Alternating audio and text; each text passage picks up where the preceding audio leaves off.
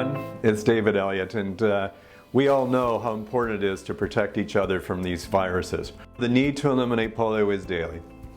In the next few moments, we'll explore why it's important, what's being done, and the role you can play. We have stopped endemic polio in all but 2 countries. Until polio is stopped in these countries too, it's still a threat in every country. We need you to keep up the good work until we can certify that the whole world is polio-free, that no child anywhere will ever suffer from this terrible disease again. As a Rotarian, you're aware of polio and the quest to eradicate this virus. For a lot of people in our part of the world, polio is just an interesting part of history. This is not the case for 2 people you're about to meet. For Mike O'Shea and his wife Diane, and for Gerry Jurjens, polio remains a factor in their daily lives. I used to tell the story of how my dad had been away that afternoon, and Mother knew there was something wrong with me. I was just kind of not very settled all afternoon, and she was giving me a bath. She noticed my one leg was no strength in it. It kept falling down. And I was running a fever, and when Dad got home later in the afternoon, they both realized that I was sick. I'm 68 years old, born in 1951, and when I was just under 2 years old when I contracted polio. Had my second birthday in the hospital. I was in hospital for a month or 6 weeks, something like that. I know I was home for Christmas, but this being the middle of October when I came down with it. The way that it presented itself was that I had just started learning to walk and was doing fairly well. And then all of a sudden, one day I couldn't walk because my right side was paralyzed. Ended up in Sick Kids Hospital in Toronto, and my right foot was not working properly, so they tried to, it was going in like clubfoot, and then so they corrected it. It went the one way, and then it went too far, so they had to redo that, and I ended up with a number of surgeries that way. I guess the big thing was paralysis in my left leg. I have no muscle from the knee down, and I guess I grew up with that and never gave it much thought. I couldn't run like other kids in my grade, that sort of thing. I couldn't keep up, but I tried to fit in as best I could, and I mean, it left him with paralysis and a huge struggle throughout his entire life because of having contracted it at the age of 6 months. I would say I was one of the lucky ones. People look at me funny when I say that, but I really mean that.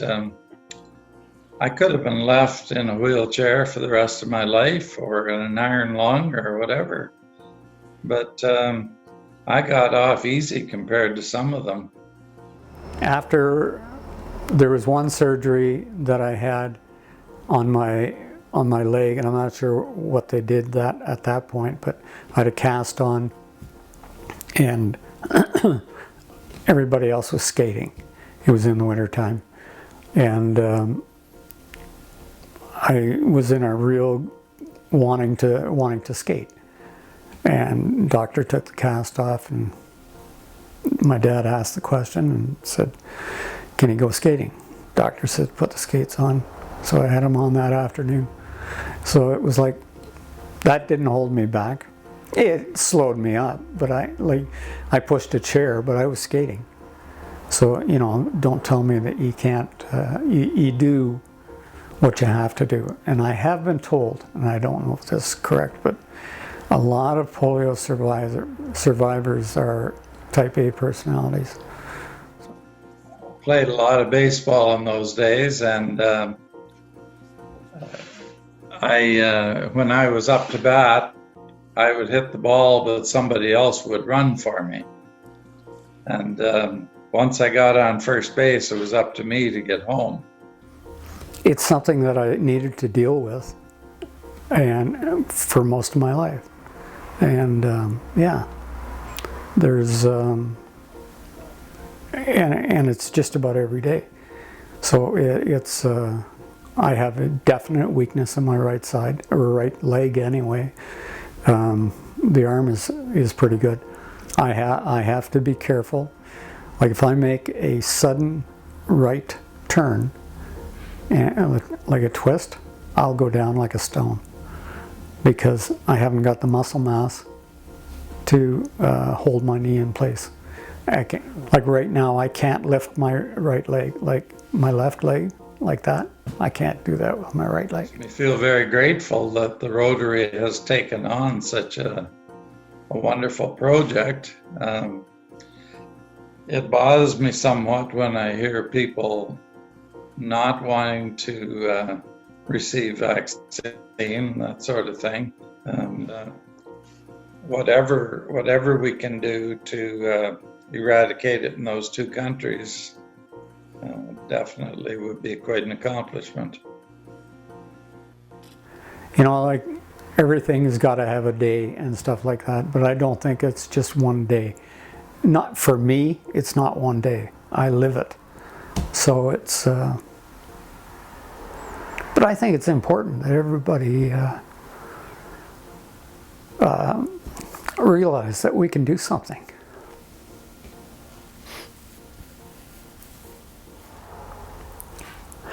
I'm an emotional guy. Anyway, if some of the things that I have had to experience, that if we can prevent this sort of thing in the future, why not? This year, we celebrate that Africa was declared polio-free. The fact that we are this close to completing eradication is the result of the work of Rotarians since the beginning of this quest back in 1989. Our district polio chair, Katherine Hahn, is just one of those thousands of Rotarians whose experience underscores why we need to continue. Let me try and put into words the experience of dispensing those first drops of vaccine into the tiny baby that was placed into my arms. My hands were shaking. What if I didn't dispense enough vaccine? Could I overdose? To say it was an overwhelming emotional experience would be an understatement.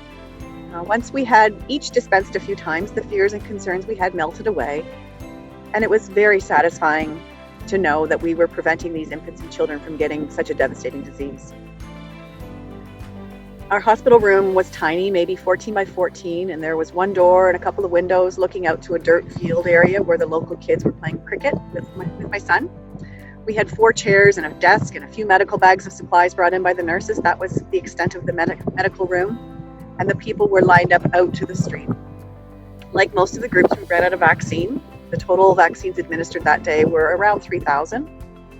We played just a tiny little part in the eradication of a monumental disease that has affected millions of people worldwide. But thanks to Rotary, we're this close to ending polio. Within 10 years, failure to eradicate polio from these last remaining strongholds could result in as many as 200,000 new cases every year. Rotarians across our district are taking part in the world's greatest meal, walks, bottle drives, poses for polio, and dozens of other innovative fundraisers. Many of you will make a donation on the Raise Rotary website. Each dollar Rotary raises is matched 2-for-1 by the Bill and Melinda Gates Foundation. So your $100 becomes $300. And at 60 cents for each immunization, it means thanks to your support, a lot of children will be protected. That's a lot of pinkies being painted purple. Thanks for spending this time with us, And thanks for your part in helping end polio now. Thank you.